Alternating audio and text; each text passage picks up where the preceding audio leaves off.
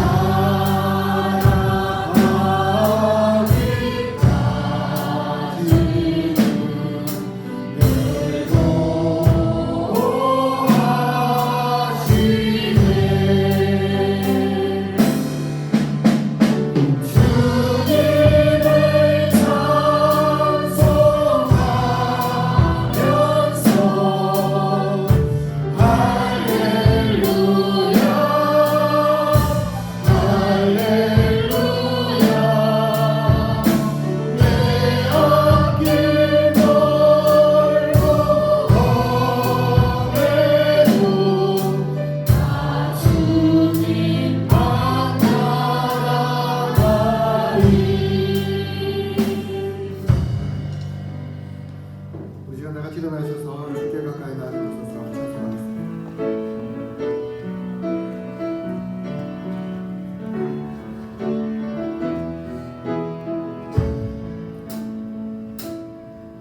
주께 가까이 나 이끄소서.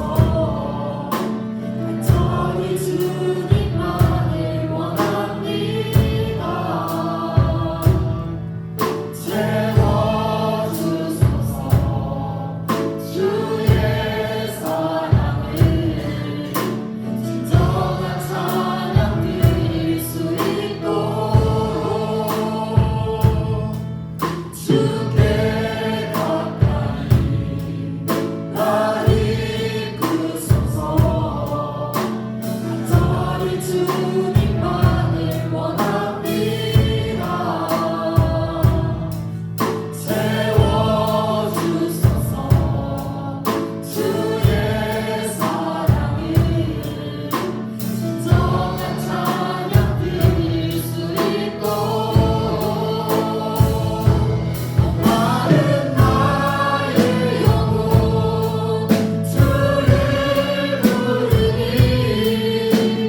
나의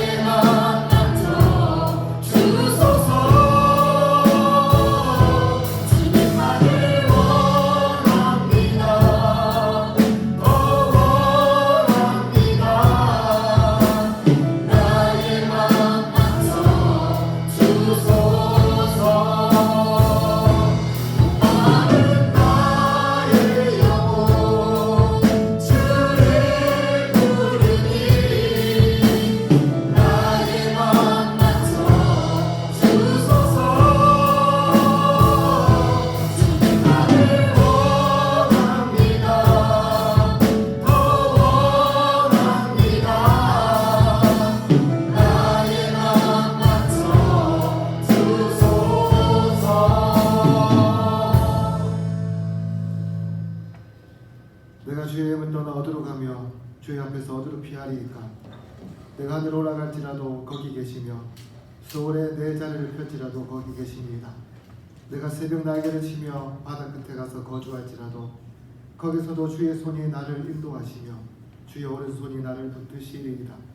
내가 주께 감사하오니 나를 지으심이 심히 기묘하시니라.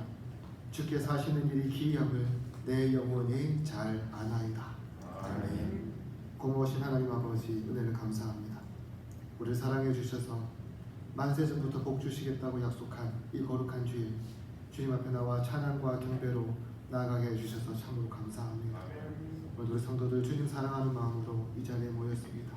주님께서 우리가 드리는 이 예배를 받아주시고 흠양해 주시고 우리 성도들에게는 한량없는 은혜로 가득 채워지는 복된 시간이 되게 하여 주시옵소서.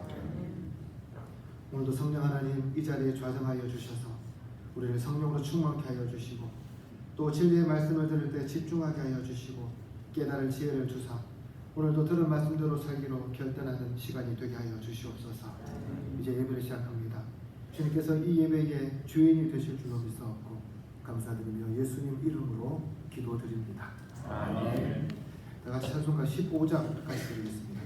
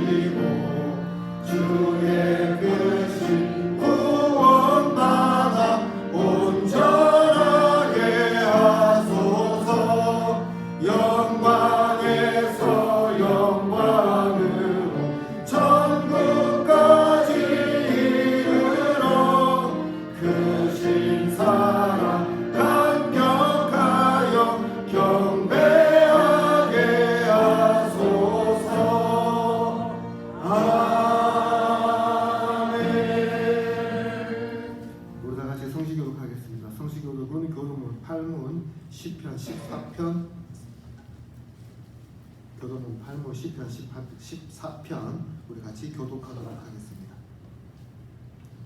어리석은 자는 그의 마음에 이르기를 하나님이 없다 하는도다. 그들은 변해하고 그의 이름이 가능하니 선을 행하는 자가 없도다. 여호와께서 하늘에서 인생을 굽어 살피사 지각이 있어 하나님을 찾는 자가 있는가 보려 하신즉 다 치우쳐 함께 거룩한 자가 되고 선을 행하는 자가 없으니 하나도 없도다. 죄악을 행하는 자는 다 무지하냐. 그들이 떡 먹듯이 내 백성을 먹으면서 여호와를 부르지 아니하는도다. 그러나 거기서 그들은 두려워하고 두려워하였으니 하나님이 의인의 세대에 계심이로다. 너희가 가난한 자의 계획을 부끄럽게 하나 오직 여호와는 그의 피난처가 되시도다. 이스라엘의 구원이 시온에서 나오기를 원하노라. 같이 읽겠습니다. 여호와께서 그의 백성을 포로된 곳에서 돌이키실 때에 야곱이 즐거워하고 이스라엘이 기뻐하리로다. 아멘. 사도신경으로 신앙 고백하겠습니다.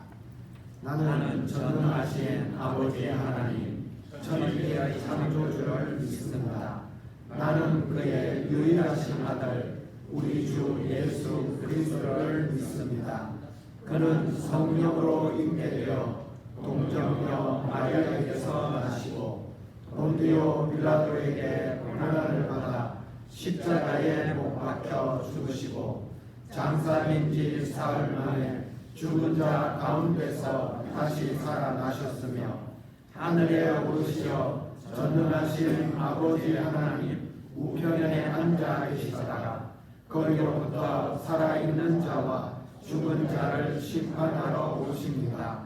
나는 성령을 믿으며 거룩한 공교회와 성도의 교제와 죄를 용서받는 것과 몸의 부활과 영생을 믿습니다.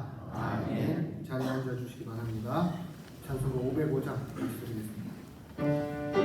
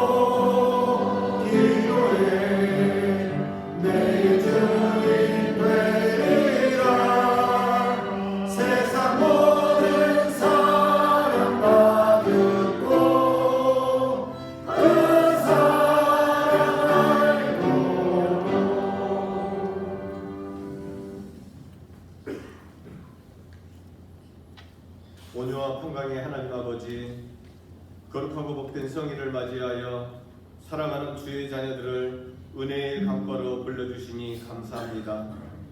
세상의 많은 유혹과 손길을 부르칠 수 있도록 성령님 도우시고 주님 앞에 복된 예배자로 서게 하시니 이 또한 감사합니다. 이 모든 것이 한없는 주님의 은혜임을 고백하며 비록 부족하지만 우리의 작은 입술로 거룩하신 하나님을 찬양합니다. 살아계신 하나님 아버지, 우리의 예배를 기쁘게 받으시고 오직 홀로 존귀와 영광을 받으옵소서. 자비로우신 주님, 한 주간의 삶을 돌아보며 자비로우신 주님 앞에 연약하고 허물 많은 죄인임을 고백합니다. 육신의 정욕, 안목의 정욕, 이생의 자랑으로 얼룩져 있는 우리의 부끄러운 육신과 심령을 가지고 동의하는 마음으로 주의 성전에 나왔사오니 불쌍히 여겨 주옵소서. 나사렛 예수 그리스도의 십자가 보혈로 깨끗이 씻겨주시기를 이 시간 원합니다. 어린 양 예수님의 거룩하신 보혈로 흰눈과 같이 깨끗하게 씻겨 주옵소서. 그리하여 영과 진리로 거룩한 예배를 드리게 하시며 주님이 이곳에 임재하여 주시옵소서. 하나님 아버지, 이 나라 이 민족을 긍휼히 여겨 주시옵소서. 갈등과 분열로 얼룩진 이 땅 위에 화해와 일치의 영을 부어 주시옵소서. 세대와 지역, 계층 간의 높은 벽을 허물어 주시고 오직 주님의 정의와 공의가 강물처럼 흐르는 나라가 되게 하옵소서. 이정자들에게 하나님을 두려워하는 지혜를 주시어 국민을 진정으로 사랑하며 미래를 바르게 준비하는 지도자들이 되게 하시고 국민들에게는 서로를 격려하며 함께 정진하는 성숙한 마음을 허락하여 주옵소서. 평강의 하나님 아버지, 이제 추운 겨울이 가고 절기적으로 입춘과 우수를 보내며 새로운 상어를 시작합니다. 엄동설 안에서도 우리를 지켜주시고 보호해주신 은혜에 감사드리며 새롭게 시작하는 3월에도 주님이 우리에게 부어주실 평강과 축복을 기대합니다. 우리 교회가 올 한 해 동안 세운 목회 방침과 계획을 잘 이루어 나갈 수 있도록 성령 하나님 도우시고 함께하여 주옵소서. 그리고 새봄을 맞이하여 우리 교회 각각의 기관과 구역이 주님 안에서 더욱 성장하고 부흥의 새바람이 일어나고 서로가 서로를 위해 중보 기도하게 하옵소서. 사순절 기간입니다. 우리를 위해 낮고 천한 몸으로 오셔서 십자가를 주신 예수님의 은혜에 감사하며 믿음으로 나아가는 기간이 되게 하옵소서. 말씀과 묵상, 기도로 하나님의 크신 사랑과 예수님의 사랑의 사랑을 깨닫는 기간이 될 수 있도록 성령 하나님 함께하여 주옵소서. 하나님을 사랑하고 이웃을 사랑하며 그리스도의 향기가 되어 주님을 기쁘게 하는 우리 교회의 믿음의 공동체가 되도록 축복하여 주옵소서. 이 자리에 모인 심령들마다 가정과 직장과 사업장을 통해 하나님의 생명의 샘이 흘러가길 바라며 이 땅에 하루속히 민족 복음화가 이루어질 수 있도록 간절히 소망합니다. 말씀을 듣습니다. 말씀은 잘하시는 목사님께 독수리 날개짓과 같은 힘찬 능력을 허락하시고 하늘의 권능을 덧입혀 주옵소서. 살아있는 주님의 말씀을 듣고 영적인 깨달음과 회복의 역사가 일어나며 성령의 뜨거움으로 우리를 다스려 주옵소서. 우리의 무거운 짐들은 다 사라지며 기쁨과 자유와 평강으로 우리의 속사람을 채워 주시옵소서. 예배를 위해 헌신하는 많은 청지기들을 축복하여 주옵소서. 그들의 수고를 주님께서 기억하시고 그들의 삶과 가정 위에 복에 복을 더하여 주옵소서. 치유의 하나님, 이 시간에도 육신의 질병으로 고통받으며 병마와 싸우는 성도들을 이루하여 주옵소서. 여호와 나파 치유의 하나님께서 그들의 함부를 만져주시고 강건케 회복시켜 주옵소서. 경제적 어려움으로 고통받는 가정들의 하늘의 자원을 공급하여 주시고 영적으로 방황하며 갈급해하는 성도들에게는 주님의 세밀한 음성을 들려주셔서 다시금 믿음의 반석 위에 우뚝 서게 하옵소서. 고단의 시간이 오히려 주님을 만나는 축복의 통로가 되게 하여 주옵소서. 찬양으로 영광 올려드립니다. 찬양으로 영광 올려드리는 할렐루야 찬양대의 찬양을 흠량하여 주시고, 그들의 찬양이 단순한 노래가 아니라 영혼 깊은 곳에서 터져나오는 고백이 되게 하시며, 찬양의 향기가 온 성전에 울려 퍼질 때 하늘의 문이 열려 은혜가 넘치는 귀한 시간 되게 하옵소서. 이 모든 말씀 우리의 왕이시여 피난처 되시는 예수님의 이름으로 기도드립니다. 아멘.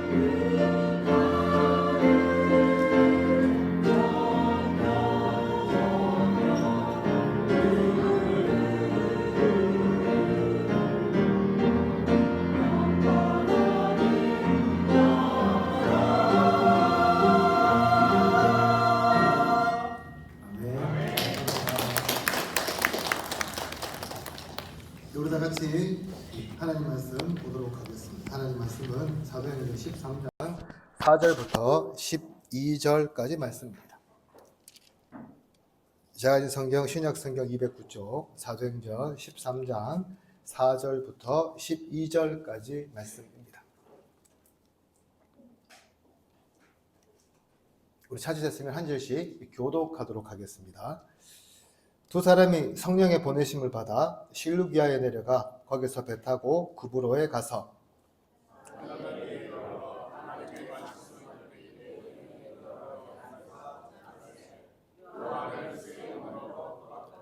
온 섬 가운데로 지나서 바보에 이르러 바예수라 하는 유대인 거짓 선지자인 마술사를 만나니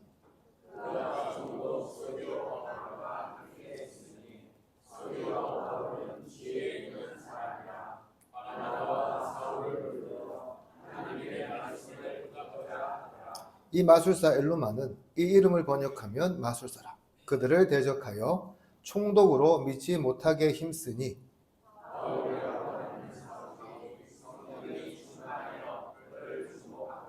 이르되 모든 거짓과 악행이 가득한 자요 마귀의 자식이요 모든 의의 원수여 주의 바른 길을 굽게 하기를 그치지 아니하겠느냐.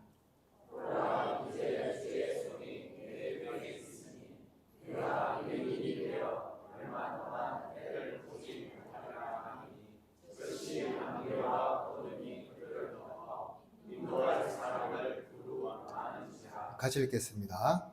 이에 총독이 그렇게 된 것을 보고 믿으며 주의 가르치심을 놀랍게 여기니라. 아멘. 여러분 다 이름 가지고 계시죠? 여기 혹시 이름 없으신 분 있습니까? 안 계시죠? 다 있을 거예요. 근데 여러분 이름 우리가 다 가지고 있는데요. 이 이름을 뭐라고 생각합니까? 제가요 이걸 요즘에 유행하는 AI로 물어봤거든요. AI로 제미나이한테 물어보니까 뭐라 대답하냐면 이름은 존재와 정체성을 부여하는 핵심 요소라고 이렇게 대답해 주더라고요. 그래서 이제 우리나라 사람들은 다른 어느 나라 사람보다요 이름에 굉장히 진심인 것 같습니다. 그래서 아이가 태어나면 장명소 같은 데 찾아가지고 철학관 가서 이름을 지어 오거나 그것도 아니면 주변에 유학에 조예가 깊고 한문을 꽤 잘하는 그런 분들, 즉 학식 있는 분들에게 찾아가서 이름을 지어줄 것을 부탁하는 경우도 흔합니다. 여러분 자녀들 이름 어떻게 지으셨습니까? 저는 우리 아들 이름 그냥 제 마음대로 지었어요. 그런데 저의 경우는 좀 달라요. 제 이름은 알다시피 윤경원입니다. 경사경자의 으뜸원자예요.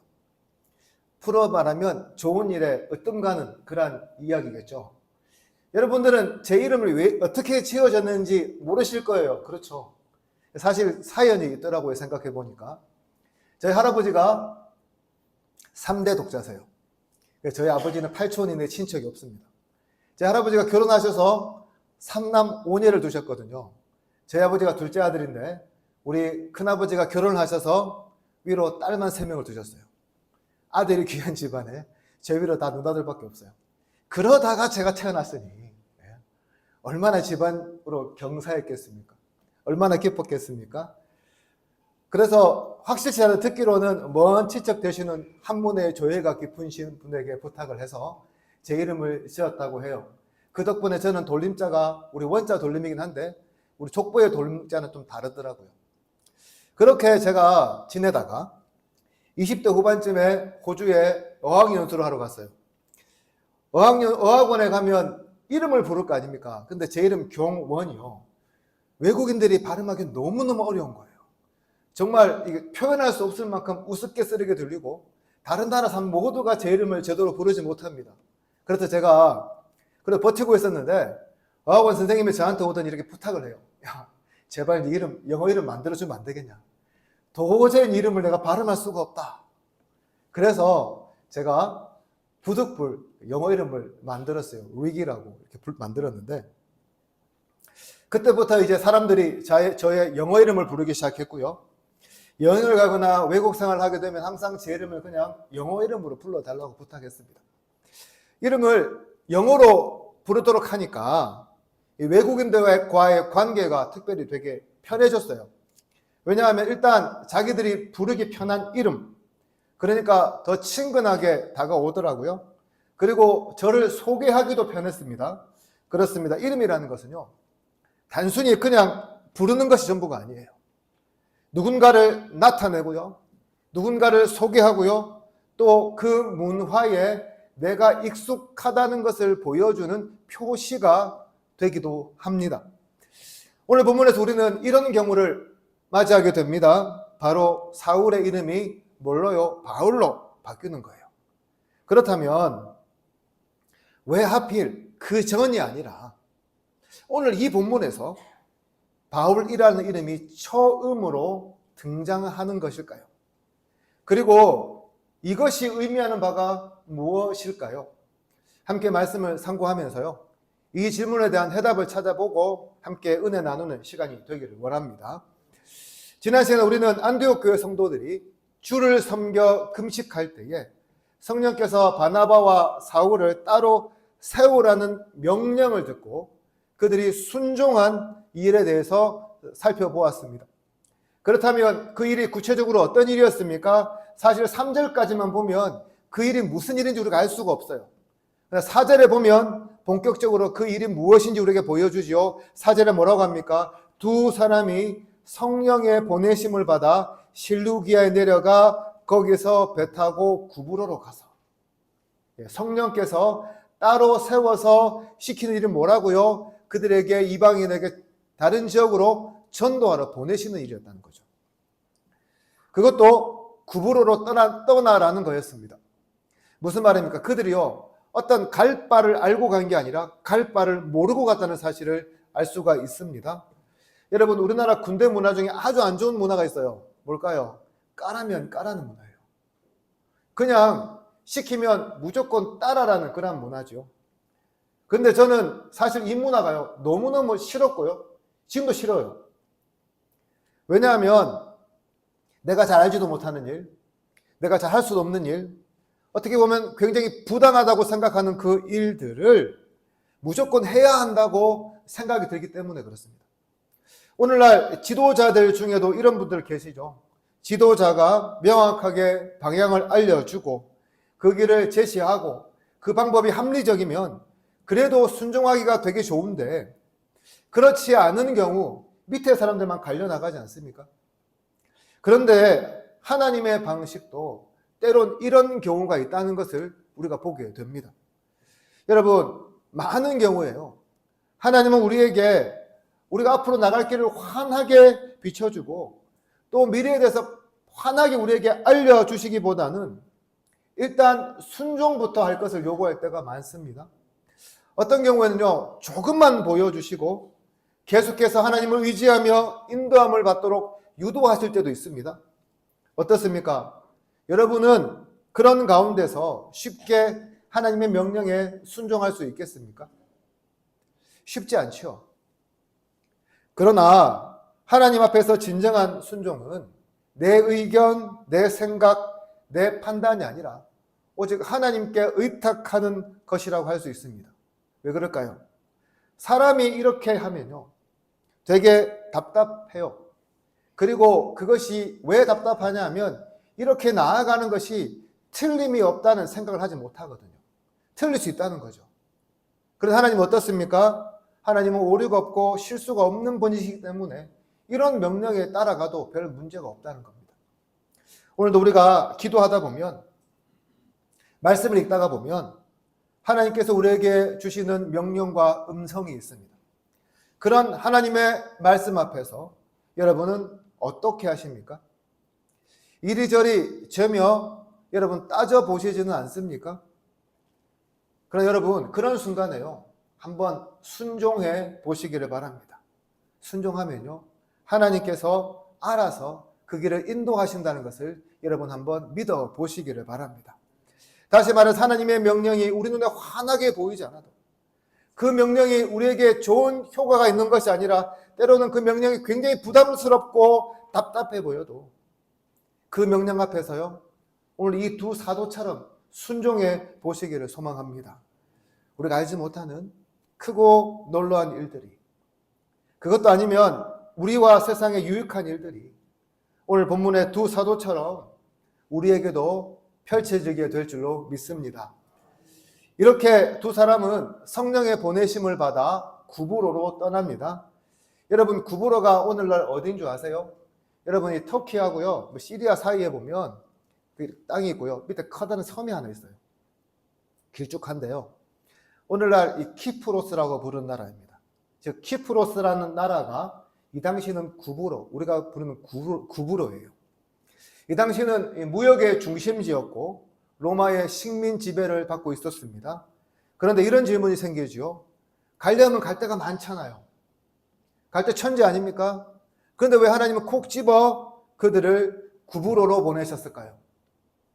사도행전 4장 36절에 보면 이 구브로가 고향인 유명한 한 사람이 등장합니다. 누구일까요? 바나바예요. 즉 이 구브로는 바나바의 고향이었습니다. 더불어 바울의 고향인 다소와도 그렇게 거리가 멀지 않은 장소였습니다. 그러니까 이 구브로는 이 두 사람 모두에게 익숙한 장소였고요. 처음 사역하기에 그렇게 부담스럽지 않은 그러한 곳이었다는 말입니다. 그렇습니다. 하나님은 낯선 곳, 아무것도 그들이 할 수 없는 곳이 아닌 두 사도가 적응하기에 가장 익숙한 땅부터 선교하도록 그들을 보내셨습니다. 즉 처음부터 맨 땅에요. 헤딩하도록 하지 않았다는 거죠. 만약 처음 도착한 곳이 굉장히 문명적으로 낯설고 기후적으로 낯설고 순교를 각오해야 하는 곳이었다면 어땠을까요? 아마 금방 포기하고 다시 안디옥으로 돌아오지 않았을까요? 하나님은 바로 이 두 사도가 그런 사태를 미연에 방지하도록 하기 위해서 그들에게 가장 익숙한 구브로부터 선교하도록 하셨던 것입니다. 더 나아가 이것은요, 우리에게 가장 익숙하고 가장 가까운 곳부터 영혼 구원, 즉 전도 활동이 시작돼야 한다는 사실을 잘 보여줍니다. 근데 오늘날 참 교회적으로 안타까운 현실은 뭐냐면요, 오늘날 교회들이 먼 곳에 있는 선교사님들을 돕는 데는 그렇게 인색하지 않아요. 오히려 많이 돕는 것을 자랑하는 교회들이 너무나 많습니다. 반면에 어떻습니까? 가까운 곳에 있는 미자립 교회에서 도와달라는 요청에는 그렇게 흔쾌하게 반응하지 않습니다. 무슨 말이에요? 겉으로 드러나는 것만 중요하게 생각하지 정말 우리 가까이에서 필요한 사람들의 도움을 외면할 때가 많다는 거죠. 하지만 오늘 본문을 통해서 우리는 우리 가까이 있는 이 지역뿐만 아니라 우리나라에 더 많은 교회가 세워지고 더 많은 성도들이 생겨서 더 많은 교회가 자립하는 거야말로 하나님의 뜻이라는 사실을 우리가 깨닫게 됩니다. 다시 말해서 하나님은 가까운 곳, 우리와 가장 익숙한 곳, 우리와 같은 피부색, 우리와 같은 언어를 쓰는 사람들부터 우리가 영혼 구원하기를 원하신다는 겁니다. 마찬가지로 다른 사람 전도하는 것도 귀하겠지만 우리가 가장 먼저 복음의 손을 뻗어야 할 곳이 어디일까요? 바로 가정이라는 거겠죠. 우리의 사랑하는 남편과 아내, 자녀들, 친척들부터 우리가 가장 사랑하는 사람들 아닙니까? 그분들에게 가장 복음이 흘러가야겠죠. 밖으로 나가 전도하는 건 물론 필요합니다. 그러나 가장 복음을 전하기 쉽고 가장 나에게 익숙하고 가장 나에게 가까운 곳부터 챙길 수 있어야 한다는 거예요. 물론 불신자 가족들을 둔 성도들이 얼마나 열심히 주님 앞에 영혼 구원을 위해 기도하는 거 잘 알고 있습니다. 그래서 여러분 그 일을요 포기하지 마시고 계속해서 여러분 힘쓰시기를 바랍니다. 제가 마산에 있을 때에 80대 어르신 두 분이 교회에 등록하셨어요. 어떤 분이냐면 아내분 한 분은 권사님이고 한 분은 집사님이셨는데 은퇴하신 분. 이 남편 구원을 위해서 얼마나 기도했는지 몰라요. 그런데 수십 년 기도하다 보니까 결국 교회에 오셨거든요. 그분들 교회에 등록하실 때 그 두 분이 얼마나 환하게 웃으시던지 아직도 기억에 선해요. 더불어 남편의 구원을 두고 기도하시던 분들이 얼마나 부러워하시던지 그 표정도 기억에 선합니다. 근데 저는요 80은 너무 늦다고 생각합니다. 그렇죠? 더 빨리 주님께 돌아오도록 기도하고 있습니다. 이런 마음으로 우리 가족들을 전도하고 함께 구원받는 일에 힘쓰는 저와 여러분 되기를 소망합니다. 그렇다면 그들이 구브로에서 전도하니까 어떤 일이 벌어졌을까요? 이 두 명 위대한 사도 아닙니까? 구브로에 가자마자 복음을 선포합니다. 어디서 합니까? 유대인의 회당에서 선포해요. 어떤 일이 벌어졌을까요? 추측해 보건대 한 사람도요 유대인들이 복음 듣고 돌아오지 않았어요. 즉 회당에 가서 주의 복음을 선포했지만 유대인들은 아무도 귀담아 듣지 않았습니다. 그러자 다시 장소를 바보라는 곳으로 이동합니다. 그리고 여기서 거짓 선지자이자 마술사인 유대인 바예수를 만나게 돼요. 여러분, 이 이름에서 풍겨지는 어떤 느낌이 없습니까? 예수잖아요, 그렇죠? 앞에 바자가 붙었어요. 이게 무슨 뜻일까요? 문자 그대로 해석하면 예수의 아들이에요. 더 정확히 말하면 구원의 아들입니다. 오늘날로 하면 직분도 있고 성경 지식도 박식하고 겉으로는 아주 신실해 보이는 그런 종교인이라고 말할 수 있는 사람이에요. 그런데 오늘 본문에서 성경은 그를 가리켜 뭐라 말합니까? 거짓 선지자요 마술사라고 폭로합니다. 가장 거룩한 이름을 가졌지만 가장 추악한 영적 사기꾼이었다는 말이에요. 그런 자이기에 총독에게 복음이 들어가는 것을 기를 쓰고 막습니다. 정확하게 말하면 바나바와 사울을 대적하여 총독으로 하여금 믿지 못하도록 합니다. 사랑하는 성도 여러분, 오늘날은 이런 바예수가 없을까요? 복음의 허울을 덮어 쓰고는 있지만 정작 누군가 하나님께로 나아가려고 할 때마다 사사건건 어깃장을 놓거나 안 된다, 틀린다라고 말하면서 막는 사람들이 없을까요? 여러분, 왜 막습니까? 이유는 단순합니다. 더 이상 자기의 영향력이 통하지 않을 거라는 그런 두려움 때문이죠. 종교개혁 시기에 많은 성도들이 죽임을 당했습니다. 왜 죽임을 당했을까요?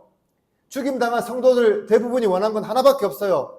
성경을 자유롭게 읽고 성경 중심으로 돌아가서 성경대로 살아가고자 하는 그것이 전부였습니다. 그러나 당시 로마 가톨릭은 성경이 교인들의 손에 쥐어질 때에 그동안 자기들이 누려왔던 기득권과 그들이 잘못 가르쳐왔던 교리가 깨어질 것이 두려워서요. 성경을 누구나 자유롭게 읽도록 번역하고 배포한 자들을 고문하고 죽이는 일에 매진했습니다. 여러분, 바로 이런 사람들이요, 바예수와 같은 사람들이에요. 오늘날은 어떻습니까? 오늘날은 바예수 없습니까?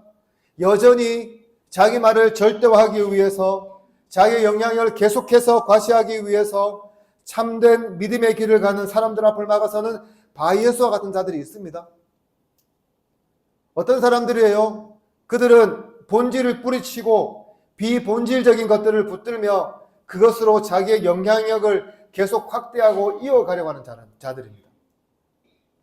그러나 오늘 본문은 그런 바예수와 같은 자들 향해 뭐라고 말합니까? 10절 보세요. 모든 거짓과 악행이 가득한 자요, 마귀의 자식이요, 모든 의의 원수이며 주의 바른 길을 굽게 하는 자라고 말합니다. 무슨 말이에요? 허울만 그리스도인이고 허울만 직분자고 허울만 목사라고 해서 다 선하고 아름다운 자가 아니라는 말입니다. 오히려 성경이 아닌 하나님의 뜻이 아닌 인간의 욕망과 권력 그리고 자기 생각을 교회에서 과시하려는 이런 바예수와 같은 자들을 하나님 이렇게 저주하신다고 무서운 말씀하고 계세요. 그런데 이 말을 지금 누가 하고 있습니까? 9절 보십시오. 바울이라고 하는 사울이 성령이 충만하여 이렇게 선포했다고 합니다. 제가 어린 시절만 해도 이 본문의 설교는 대체로 어떻게 하셨냐면 사울은 큰 자이고 바울은 작은 자인데 바울이 하나님 말씀 깨닫고 회심하고 나서요 종으로 섬기려는 각오로 이름을 바울로 바꾸었다는 그런 내용이었어요. 그러나 그때는 이런 설교를 해도 문제가 없었을지 모르겠지만 지금의 성경학자들은 이것이 잘못된 성경 해석이라고 합니다. 이 당시 로마 시민권을 가진 유대인들은 보통 두 개의 이름을 가지고 있었어요. 하나는 유대식 이름, 하나는 로마식 이름이었습니다. 즉 우리가 아는 사도 바울도 원래 사울이었는데 이름을 바울로 바꾼 것이 아니라 태어날 때부터 이름이 뭐라고요? 두 개였다는 거예요. 사울은 유대식 이름이고 바울은 로마식 이름이었습니다. 큰 자니 작은 자니 의미도 사실 의미를 추적해보면 잘못된 해석이에요. 은혜스러울지는 몰라도 잘못된 방식이라는 거죠. 사도 바울은 그래서요, 유대인 세계에 있을 때는 사울이라는 이름을 썼습니다. 로마 세계에서는 바울이라는 이름을 썼습니다. 이유는 명확해요. 제가 앞서 한국에서는 어떤 이름이요? 한국 이름을 쓰지만 외국에 나가서는 외국인에게는 영어 이름을 쓰는 것처럼 바울도 유대 문화에서는 사울이라는 이름을 쓰고 로마 문화에서는 바울이라는 이름을 쓰는 것뿐이에요. 이게 전부예요. 바울이 얼마나 로마 세계에서 흔한 이름이었을까요? 그것은 바로 구브로의 총독이었던 서기오 바울이라는 이름에서 잘 드러납니다. 여기서 서기오는 세르기우스라는 성을 말하고요, 바울은 이름을 이야기해요. 즉 바울이라는 이름은 유대 땅을 벗어난 이방인들에게는 아주 보편적인 이름이었다는 거죠. 여러분 잘 아는 영어 이름 존 이런 거 있잖아요. 피터, 데이빗, 이것처럼요 그냥 흔한 이름이 바울이었어요. 더 중요한 것은 뭘까요? 이 사울의 이름을 바울로 바꾸어 쓴 게 중요한 게 아니에요. 이 일 이후에 두 사도의 이름의 순서 자체가 바뀌어 버립니다. 지금까지 어땠습니까? 항상 바나바가 먼저고요, 사울은 그 뒤였어요. 하지만 일 후에 보시면 어떻게 설명되냐 하면 바울과 동행하는 사람들, 바울과 바나바, 이렇게 순서가 바뀌어 등장하게 됩니다. 무슨 말입니까? 지금까지는 선교의 주역이 누구였다고요? 바나바였어요. 그러나 이제부터 어떻게 된다고요? 바울로 바뀐다는 거죠. 왜 이렇게 바뀌었을까요? 그리고 그 시작은 무엇일까요?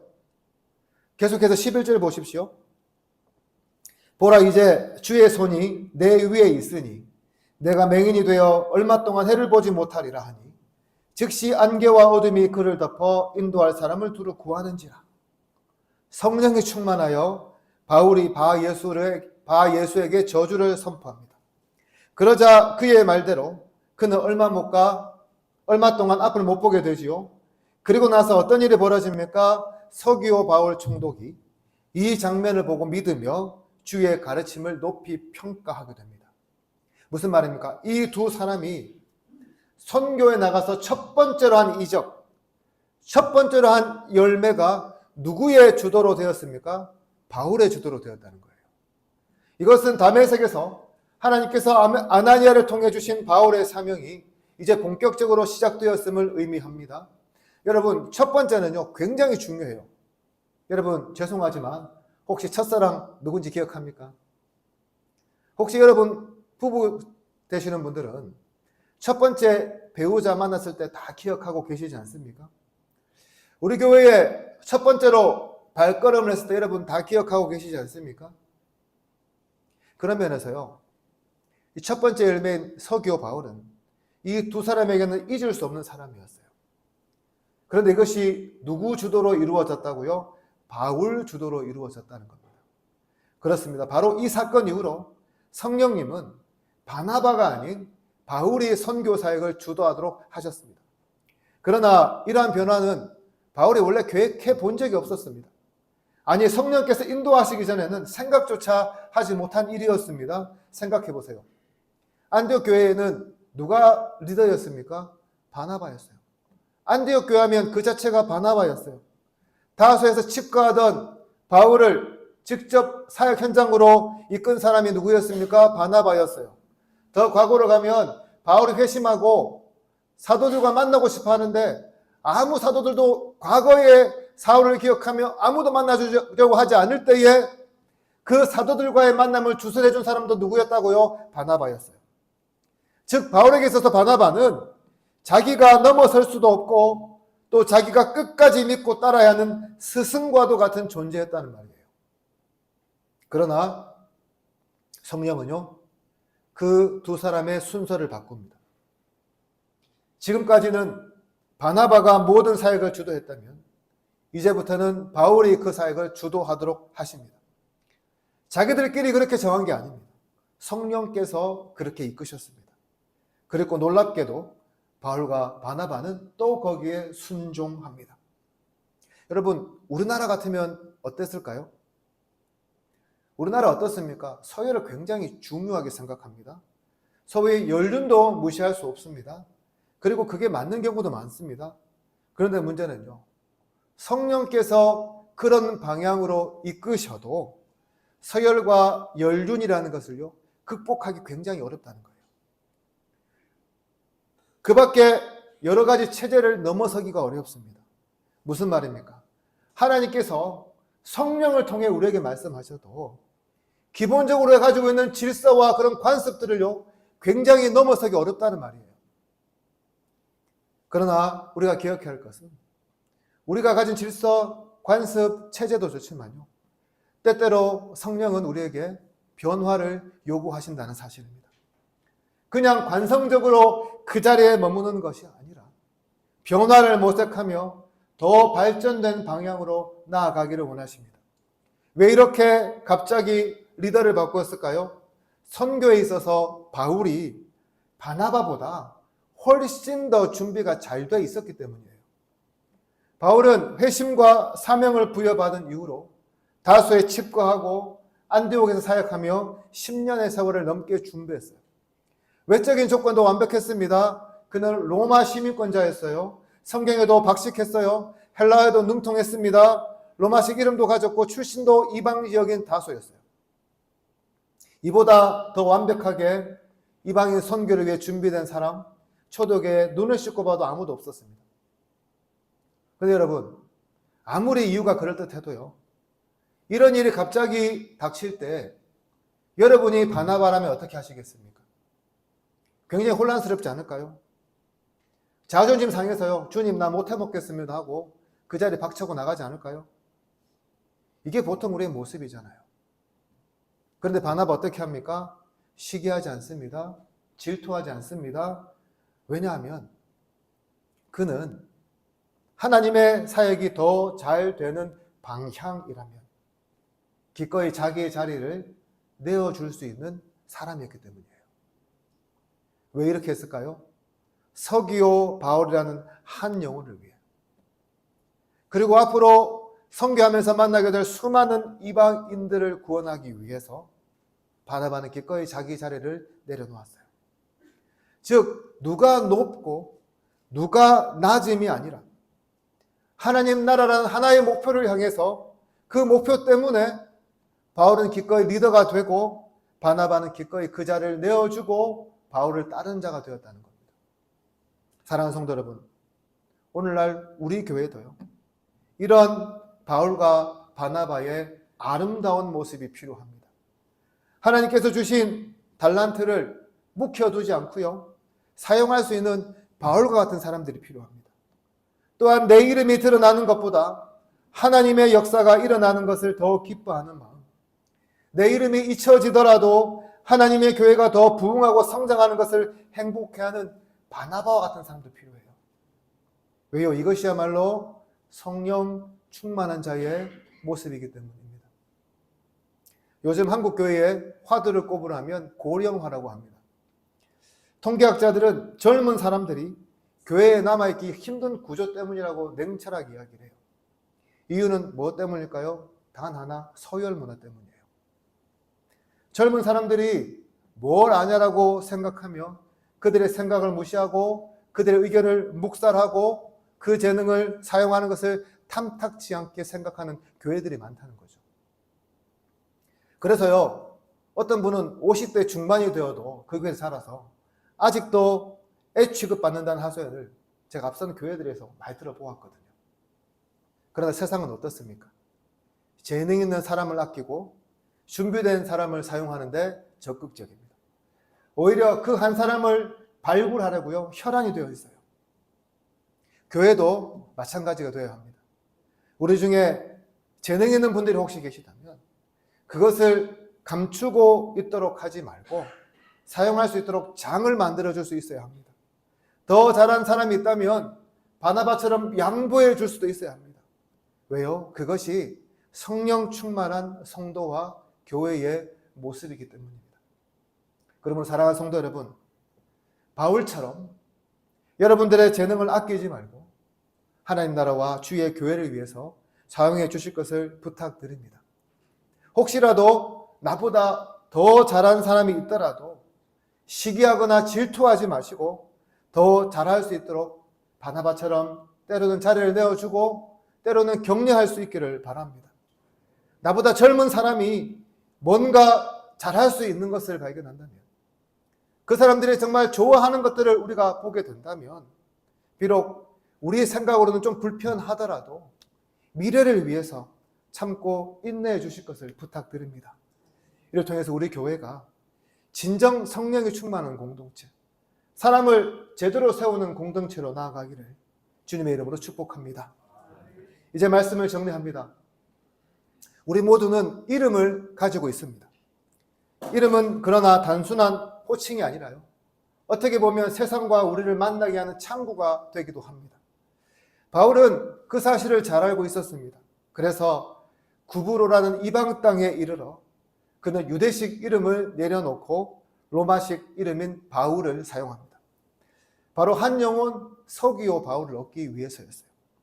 복음을 전하기 위해서 자신을 고집하지 않았습니다. 그렇다면 오늘 하나님께서 우리에게 주신 이 지세포 제1교회라는 이름은 어떻습니까?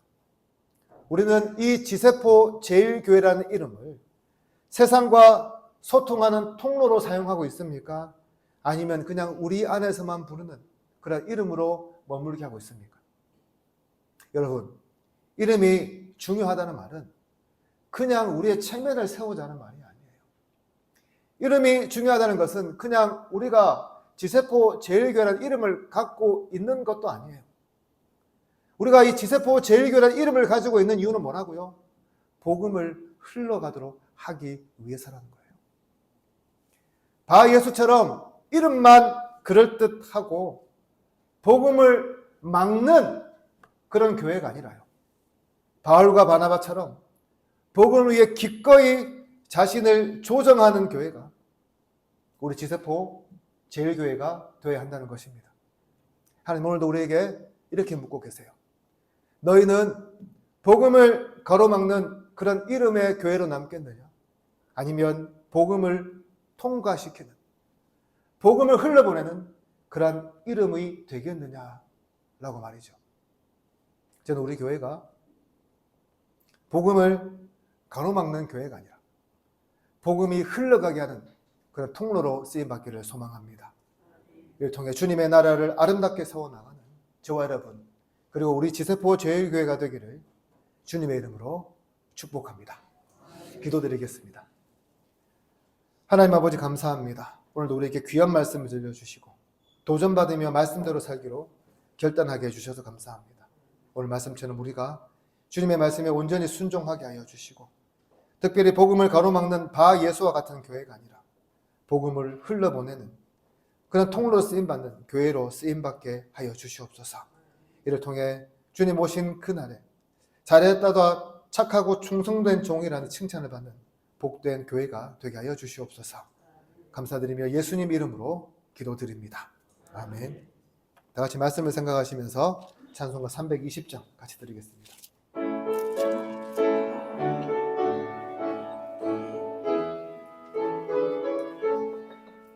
나의 죄를 정케 하사 주의 일꾼 삼으신 구세주의 넓은 사랑 항상 찬송합니다. 나를 일꾼 삼으신 주 크신 능력 주시고 언제든지 주 뜻대로 사용하여 주소서. 내게 부어주시려고 은혜 예비하신 주 주의 은혜 채워주사 능력 있게 하소서. 나를 일꾼 삼으신 주 크신 능력 주시고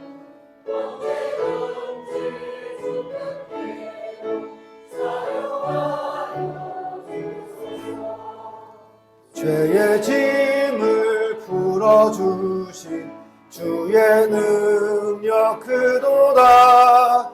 나를 피로 사신 예수 내 맘속에 오소서. 나를 일꾼 삼으신 주 크신 능력 주시고 언제든지 주 뜻대로 사용하여 주소서.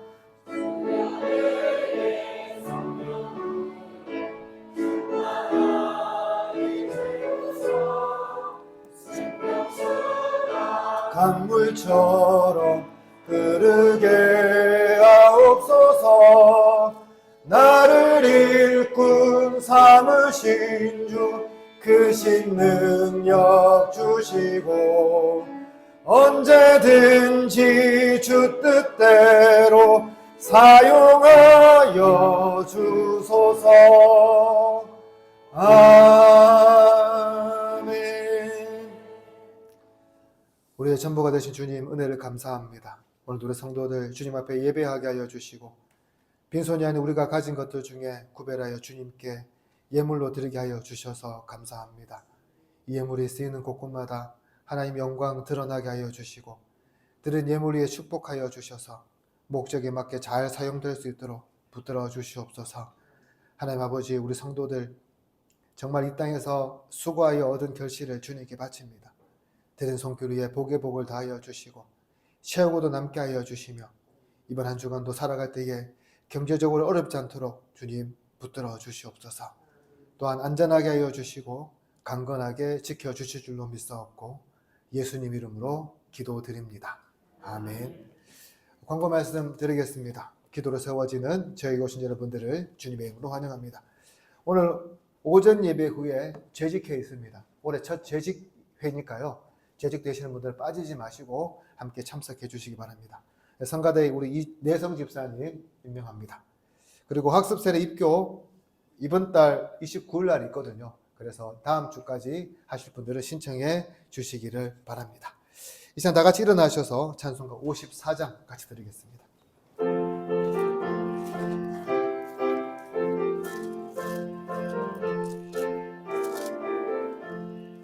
주여 복을 구하오니 편히 가게 하시고 사람마다 주 은혜로 이기도록 하시고 광야 같은 세상에서 항상 인도하소서. 주의 복된 말씀 듣고 무한 감사합니다. 구원받은 주의 성도 열매 맺게 하시며 하나님이 우리 함께 항상 계시옵소서. 아멘. 주 예수 그리스도의 은혜와 하나님의 사랑과 성령의 교통하심이 너희 무리와 영원토록 함께 있을지어다. 아멘.